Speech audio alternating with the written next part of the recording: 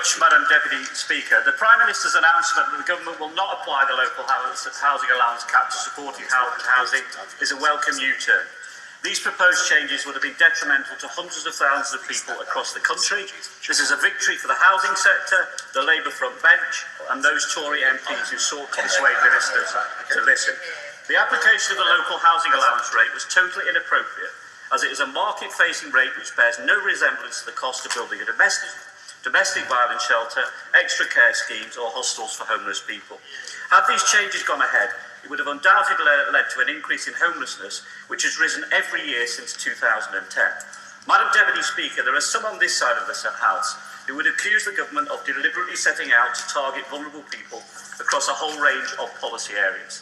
The truth is that the pattern since 2010, using the aftermath of the financial crash as the excuse, has been to slash and burn budgets in Whitehall with scant regard for the impact on the ground.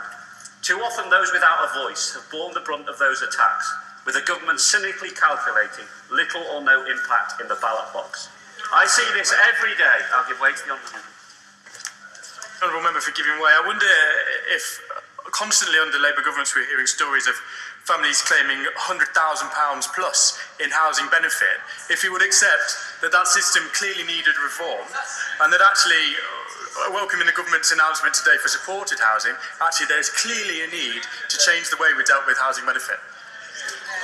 Can I say to the Honourable Gentleman, this is not the place to repeat fake news. That was not the record of the last Labour government. The reality is that rough sleeping was a consequence of those Thatcher years which left a deeply divided and damaged society in this country.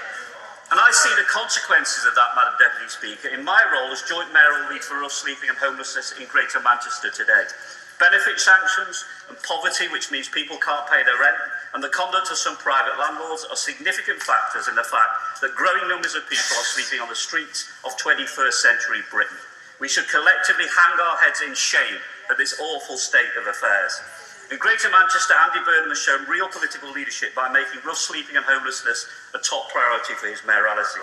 And we welcome the fact that last week the government made £3.7 million available to enable Greater Manchester to support people who otherwise would end up on the streets. However, the rollout of universal credit, savage cuts to mental health services and benefit sanctions are leading to more people ending up on the streets and without appropriate accommodation. So the government is having to spend money mitigating the impact of their own destructive social lack of joined-up policies. The test of any society and any government should be how they treat the most vulnerable. And the government has a shocking record. If today's U-turn is the beginning of a new approach, I and others on this side of the House will welcome it. Madam Deputy Speaker, a supported home is vital for women fleeing domestic violence. A supported home is desperately needed safe space. For war veterans, a supported home is vital to help to adjust to civilian life. For disabled people, a supported home is the bedrock of an independent life. According to the National Housing Federation, the uncertainty that the government has been causing has already led to providers having to cut the number of supported housing homes they plan to build by 85%. So what will the government do in the context of this U-turn to deal with the fact that there's been the slowdown in the development of much-needed provision? Madam Deputy Speaker, for the thousands of vulnerable people like many people in my constituency and other people's constituencies in this House, this U-turn is indeed welcome. And I believe that the government should now adopt the Select Committee's recommendations in full.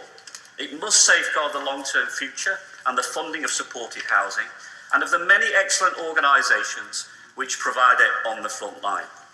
But beyond that, Madam Deputy Speaker, the government should reflect on the consequences of failing to learn the lessons of history. The Thatcher era left a deeply divided and scarred society.